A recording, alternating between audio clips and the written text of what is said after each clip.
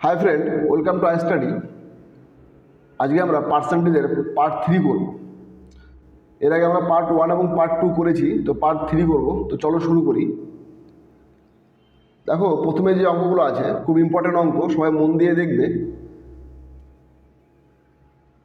ইলেকশনের অঙ্ক বা নির্বাচনের অঙ্ক বলেছে, কোনো নির্বাচনে দুজন প্রার্থী ছিল, ওই নির্বাচনে বিজয়ী প্রার্থী মোট ভোটের 70% ভোট পেয়ে 30,000 ভোটে জয়লাভ করেন, তাহলে ওই নির্বাচনে পরাজিত প্রার্থী মোট কত ভোট পায়? দেখো, যখন বলবে মোট ভোটার, তখন সবসময় সেটা কী থাকবে? 100% থাকবে। কী থাকবে? 100%। বা আমি সেখানে ধরে নেব যে, ধরে নিলাম মোট ভোট 100%। এবার একটা কেন্দ্রে কজন প্রার্থী ছিল? দুজন প্রার্থী ছিল, ঠিক আছে? একজন বিজয়ী প্রার্থী আর একজন কি? পরাজিত প্রার্থী। তো অঙ্কে বলেছে নির্বাচনে কি হয়? 70% ভোট পায় কে? বিজয়ী প্রার্থী, এবং সে 30,000 ভোটে জয়লাভ করে। তাহলে ওই নির্বাচনে পরাজিত প্রার্থী মোট কত ভোট পায়? তো 100%-এর মধ্যে বিজয়ী প্রার্থী কি করে? 70% ভোট পায়। তাহলে এ কত পাবে? পরাজিত প্রার্থী কত পাবে? 30% পাবে। তাহলে এদের মধ্যে দেখো তো, হার জিতের ব্যবধান কত হচ্ছে? হার জিতের ব্যবধান হচ্ছে 40%। কত পার্সেন্ট? 40%। এই 40%-এর ভ্যালু কত তাহলে? 30,000।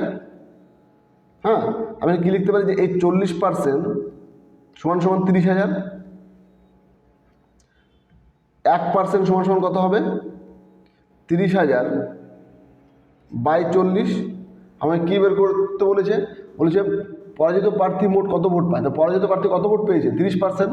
তাহলে 30%-এর ভ্যালু কত হবে? 30,000 বাই 40 গুণন কত? 30।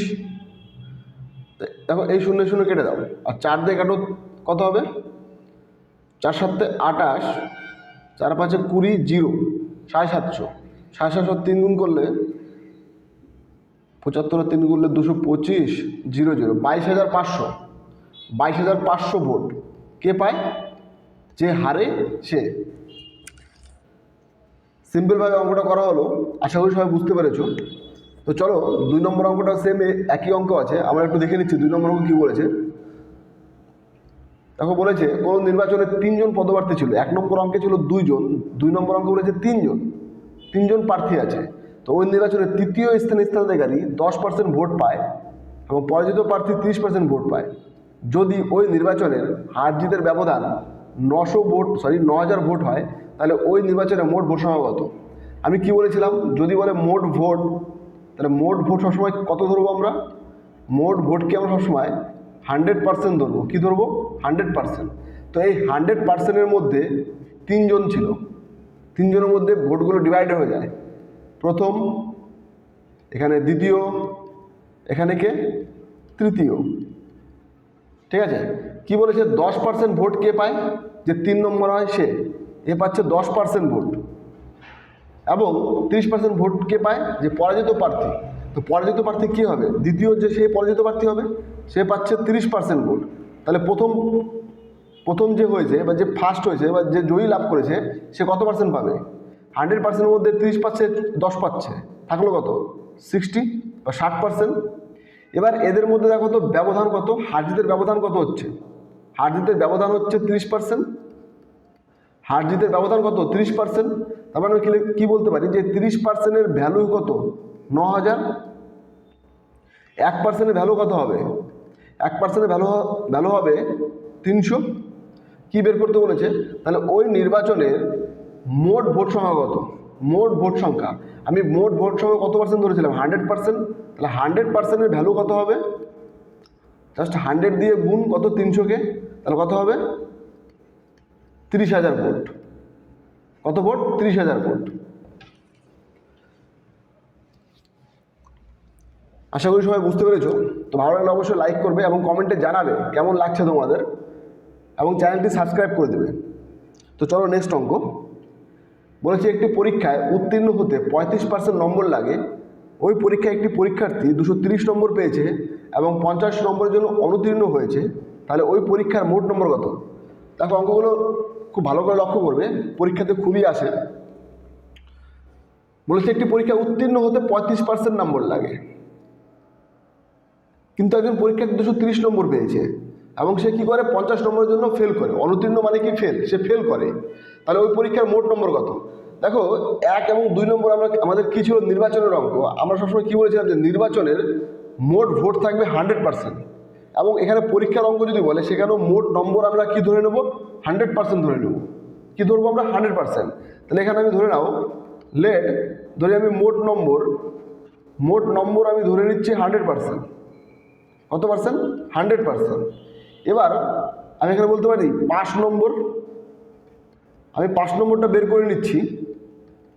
দেখো কি করেছে, পরীক্ষার্থী 230 নম্বর পায় এবং সে 50 নম্বরের জন্য কি করে, ফেল করে।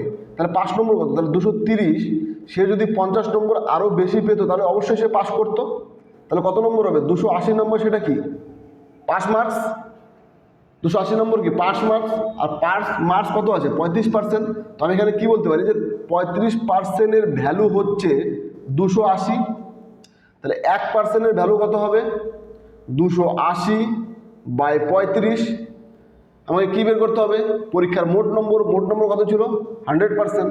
তাহলে 100%-এর ভ্যালু কত হবে, 280/35 ইন্টু কত, 100। 7 দিয়ে কাটো, 4 7 28 কত হবে, 40। আর 7 দিয়ে কাটলে কত হবে, 5 7 35, আর 5 দিয়ে কাটলে 8। তাহলে মোট নম্বর কত হচ্ছে, 800।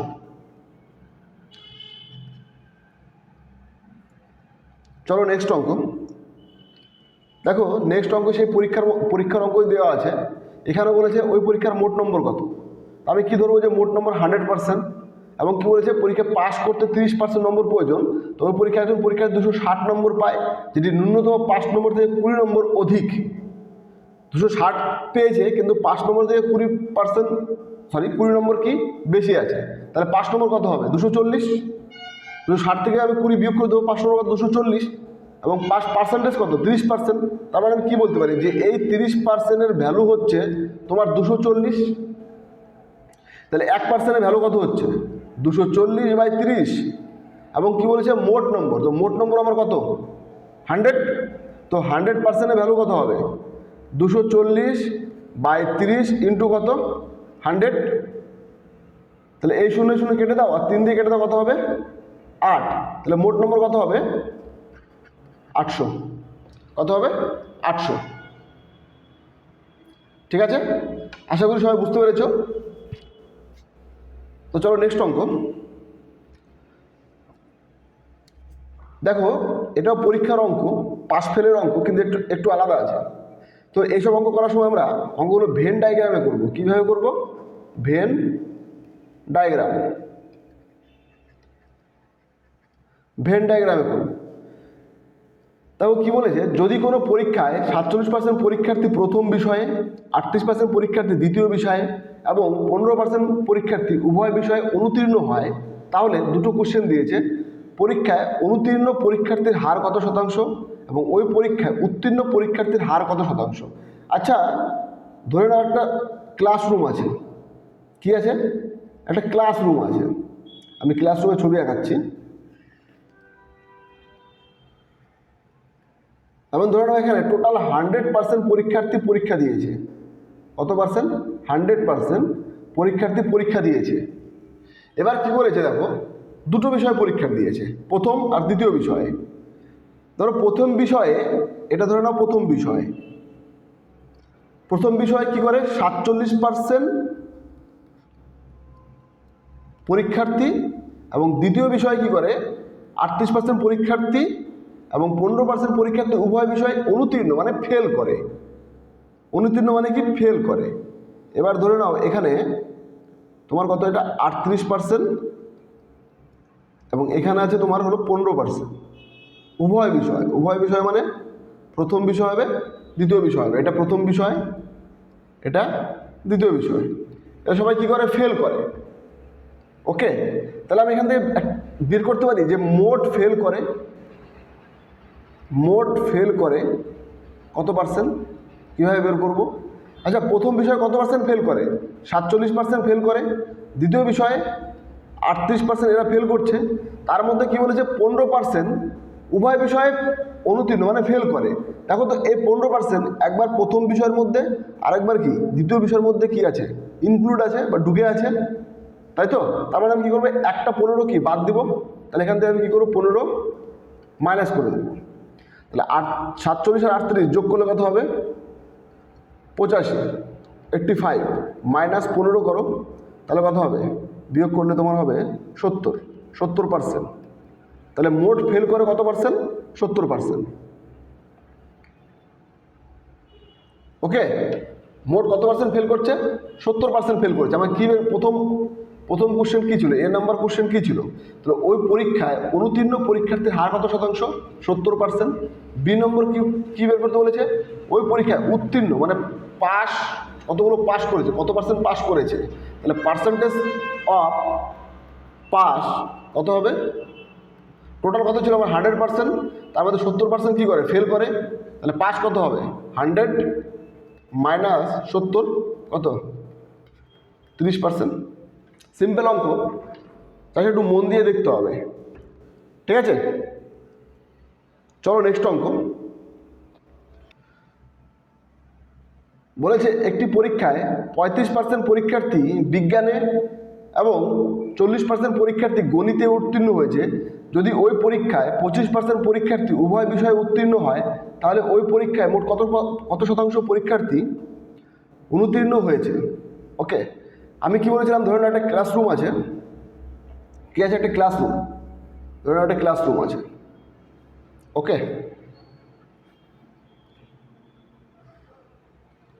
টোটাল ধরে নাও এখানে 100% পরীক্ষার্থী আছে। তো দুটো বিষয়ে পরীক্ষা হয়েছে, একটা বিজ্ঞান সায়েন্সে, একটা গণিত ম্যাথে।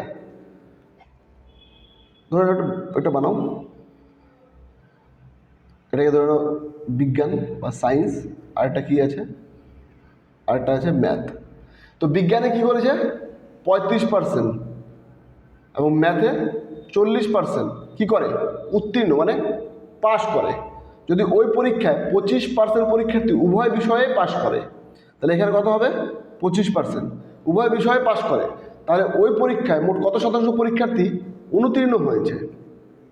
ওকে, তাহলে আমি এখানে লিখতে পারি যে মোট পাশ করে, এটাকে বের করে নিই আমি, মোট পাশ করে কত সেটাকে বের করে নাও, মোট পাশ করে কত বের করে নাও। আচ্ছা 35% কী করে বিজ্ঞানে, প্লাস 40% কী করে গণিতে পাশ করে, এবং 25% কী করে উভয় বিষয়ে উত্তীর্ণ হয়। দেখো তো এই 25% কী হয়, একবার গণিতের মধ্যে আছে, একবার কি বিজ্ঞানের মধ্যে আছে। তার মানে কি একবার 25কে আমি কী করবো বাদ দিব, তাহলে একটা এখান থেকে কী করবে -25 করে দাও, তাহলে কত হবে 75 মাইনাস 25 50।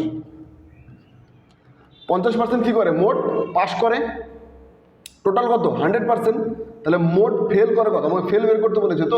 তো পরীক্ষার অনুত্তীর্ণ হয়েছে কত পার্সেন্ট, কত শতাংশ অনুত্তীর্ণ হয়েছে মানে ফেল করে, অর্থাৎ ফেল করে কত শতাংশ, টোটাল তো 100%, 100%-এর মধ্যে 50% কী করে পাস করে, তাহলে ফেল করে কত, যে ফেলও করে 50%। সিম্পল অঙ্ক। ওকে, প্র্যাকটিস করতে হবে বাড়িতে। চলো নেক্সট অঙ্ক। দেখো বলেছে একটি পরীক্ষায় 30% পরীক্ষার্থী ইংরেজিতে ফেল করে, 35% পরীক্ষার্থী গণিতে ফেল করে, কিন্তু 85% পরীক্ষার্থী উভয় বিষয়ে পাশ করে। তাহলে ওই পরীক্ষায় মোট কত শতাংশ পরীক্ষার্থী ফেল হয়েছে। আমি কি বলেছিলাম ক্লাসরুম বানাও, সেমভাবে ক্লাসরুম বানাবে, এটাকে ভেন ডায়াগ্রাম বলে। আমি বানাচ্ছি ক্লাসরুম, ছবি আমার বাঁকা হয়ে যাচ্ছে। ধরে নাও টোটাল আছে 100% পরীক্ষার্থী কী করেছে এখানে পরীক্ষা দিয়েছে, তার মধ্যে 30% পরীক্ষার্থী ইংরেজিতে ফেল করে এবং 35% পরীক্ষার্থী গণিতে ফেল করে। তাই কি 30% ইংরেজিতে কি করে ফেল করে, 30% লিখলাম, এবং গণিতে কত পার্সেন্ট ফেল করে বা ম্যাথমেটিক্সে কত পার্সেন্ট ফেল করে 35%। ঠিক আছে, কী বলেছে দেখো 25% পরীক্ষার্থী উভয় বিষয়ে পাশ করে, তাহলে এখানে কিন্তু 85% হবে না, এখানে কিন্তু 85% হবে না। ঠিক আছে, 30% 35% এটা কি ফেল করে এবং উভয় বিষয়ে পাশ করে কত পার্সেন্ট 85%। তখন আমি এখানে লিখতে পারি যে উভয় বিষয়ে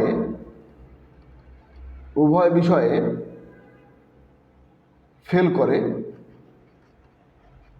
আচ্ছা, টোটাল কত পার্সেন্ট? 100%। 100%-এর মধ্যে 85% কী করে? উভয় বিষয়ে পাস করে। তাহলে উভয় বিষয়ে ফেল কত হবে? 100 মাইনাস 85 কত হবে? 15%। তাহলে এই 15% কোথায় হবে? এখানে হবে। ওকে, তাহলে ওই পরীক্ষায় মোট কত পার্সেন্ট পরীক্ষার্থী ফেল করেছে? তাহলে আমি এখানে লিখতে পারি যে মোট ফেল করে কত? 30% ইংলিশে, 35% গণিতে, এবং একটা 15 বাদ দেবো, কারণ 15 কি দুবার ইনক্লুড আছে এর মধ্যে, সেই জন্য। তা 30 আর 35 যোগ করলে হবে 65 মাইনাস 15, তাহলে কত পার্সেন্ট? 50%। 50% কী করে? ফেল করে। ওকে, দেখো তোমরা অঙ্কগুলো বাড়িতে প্র্যাকটিস করবে, এবং তোমাদের যদি প্র্যাকটিস করার জন্য পিডিএফ লাগে, এবং তোমাদের যদি অঙ্কগুলো ভালো লাগে, এবং আরও অঙ্ক লাগে, অনেক অঙ্ক, যদি পিডিএফ লাগে তো আমাকে তুমি এই নাম্বারে হোয়াটসঅ্যাপ করতে পারো, 9851873161। এই নম্বরে হোয়াটসঅ্যাপ করবে, আমি তোমাদের পিডিএফগুলো প্রোভাইড করে দেবো। এবং ভিডিওটি ভালো হলে অবশ্যই লাইক করো, ও চ্যানেলটি সাবস্ক্রাইব করে দাও। চলো নেক্সট অঙ্ক দেখো কি বলেছে। সিম্পল একটি অঙ্ক বলছে ABC এর আয়ের অনুপাত 5:7:8। ওকে, A:B:C এর আয়ের অনুপাত কত বলেছে? যে 5:7:8। এ এবং বি এর মোট আয় 24,000 টাকা। তাহলে সি এর আয় এর আয় থেকে কত শতাংশ বেশি? দেখো এ এবং বি এর মোট আয়, তাহলে এ এবং বি এর অনুপাতের সমষ্টি কত? এ প্লাস বি কত? 7×5 12। তারপর আমি কি লিখতে পারি যে এই 12 ইউনিটের ভ্যালু কত হচ্ছে? 24,000 টাকা, তাই তো? তাহলে 1 ইউনিটের ভ্যালু কত হবে? 2,000 টাকা। এবার কি বলেছে? আমার কি দরকার? সি এর আয় দরকার এবং এ এর আয় দরকার। তাহলে এ এর আয় কত হবে? অর্থাৎ এ এর কত ইউনিট আছে? এ এর ইউনিট কত? 5। তাহলে এ এর 5 ইউনিটের ভ্যালু কত হবে? 5 × 10,000। এবং সি এর 8 ইউনিটের ভ্যালু কত হবে? 16,000 টাকা। কত টাকা? 16,000 টাকা। তাহলে কি বলেছে? বলেছে সি এর আয় এ এর আয়ের থেকে কত বেশি? তাহলে কত পার্সেন্ট বেশি? পার্সেন্টেজ আমি যদি বেশি বের করি, সি এর আয় এর আয় থেকে কত বেশি? 6,000 বেশি। কততে বেশি? 10,000-এ। এর মান কত? 10,000। একে কত? 100-তে কত? এই 3টে শূন্য কেটে দাও, এই 0 কেটে দাও, তাহলে কত হবে? 60%। অতএব আমরা বলতে পারি যে সি এর আয় এর আয়ের থেকে 60% বেশি। চলো নেক্সট অঙ্ক দেখো। বলেছে রামের আয়ের 5% শ্যামের আয়ের 15%-এর সমান। আয় এর মানে কি? গুণ। তাহলে আমি এখানে লিখতে পারি যে রামের আয়ের 5% মানে কি? 5/100 সমান কি? শ্যামের আয়ের 15%-এর সমান। SHYAM। শ্যামের আয়ের 15%-এর সমান 15/কত? 100। দেখো আমি কিন্তু অঙ্কগুলো খুব সিম্পলভাবে করাচ্ছি। এই অঙ্কগুলো এর থেকে আরও শর্টকাট আছে, তোমার দেখলে অঙ্ক হয়ে যাবে। বাট আমি চাই সবাই একদম ফাউন্ডেশন লেভেল থেকে, ইনিশিয়াল থেকে শুরু করো, সবাই বুঝে অঙ্কগুলো করো। সেজন্য আমি কিন্তু একটু বট করে অঙ্কগুলো করাচ্ছি। তো এখানে রাম আর শ্যাম এদের আমি অনুপাত বের করব। তাহলে এখানে 100 100 কেটে গেল, 5 দিয়ে কাটা কত হবে? 5×1 5, 3×5 কত হলো? 15, কত? 3। তাহলে এখানে কি হচ্ছে দেখো, আমি যদি বলি রাম বাই শ্যাম কত হবে? 3/1। তাহলে এখানে রাম ইস্টু শ্যাম কত হবে? 3:1। ওকে, আবার কি বলছে দেখো, বলছে শ্যামের আয়ের 10%, 10/100 সমান কি বলেছে? সুধার আয়ের 20%-এর সমান। সুধা 20%, পার্সেন্টেজের জন্য 100 নিচে। এটা কেটে দাও, 100 কেটে দাও, 10×1 10, 10 দেবেন কত হচ্ছে? 20, 2। তাহলে এখানে আমি কি লিখতে পারি? শ্যাম বাই সুধা কত হচ্ছে? 2/1। তার মানে শ্যাম ইস্টু সুধা কী হবে 2:1, তাই তো? তাহলে আমার কি বের করতে বলছে, রামের আয় কত, তাহলে আমি এদের কি করব, অনুপাত বের করব, প্রত্যেকের অনুপাত বের করব। দেখো এখানে এখানে রাম ইস্টু শ্যাম কত আছে, 3:1 আছে। তাহলে এখানে আমি শ্যামের জায়গায় শ্যাম লিখে দিচ্ছি, ওকে। এবং এই সুধাকে আমি এখানে নিয়ে আসছি, সুধা। তাহলে কত হবে, শ্যামের এখানে মান কত 1, আর এখানে শ্যামের মান কত 2, তো 1-এর নিচে আমি 2 লিখবো, এখানে কি থাকবে 1 থাকবে, এখানে একটা ঘর ফাঁকা থাকলো, পাশ থেকে ধার করব, এখানে একটা ঘর ফাঁকা থাকলো, এই পাশ থেকে ধার করব, ওকে। তাহলে এখানে কি কি থাকলো, এখানে থাকবে রাম, এখানে থাকবে শ্যাম, আর এখানে কি থাকবে, এখানে থাকবে সুধা। কত হবে 3 দুগুণে 6, 2 একে 2, 1 একে 1। তাহলে রাম ইস্টু শ্যাম ইস্টু সুধা কত, 6:2:1। যদি সুধার আয় 2000 টাকা হয়, সুধার আয় কত 2000 টাকা, তাহলে সুধার মান কত হচ্ছে এখানে 1। তার মানে কি লিখতে পারি, এই যে 1 ইউনিট এর ভ্যালু কত 2000 টাকা। কী বের করতে হচ্ছে, রামের আয় কত, তো রামের মান কত 6, তাহলে 6 ইউনিট কত হবে 2000 গুণন 6, 6 দুগুণে কত 12,000 টাকা, ঠিক আছে। দেখো আমি আবার বলছি, যদি তোমাদের এই অঙ্ক প্র্যাকটিস করতে চাও তাহলে তোমরা আমাকে নিচের এই নাম্বারে হোয়াটসঅ্যাপ করো, আমি তোমাদের PDF প্রোভাইড করে দেবো পুরো অ্যাসাইনমেন্টের সহিত। এবং ভিডিওটি ভালো হলে অবশ্যই লাইক করো, সাবস্ক্রাইব করো এবং বন্ধুদের সাথে শেয়ার করে দাও। Thank you very much and God bless you.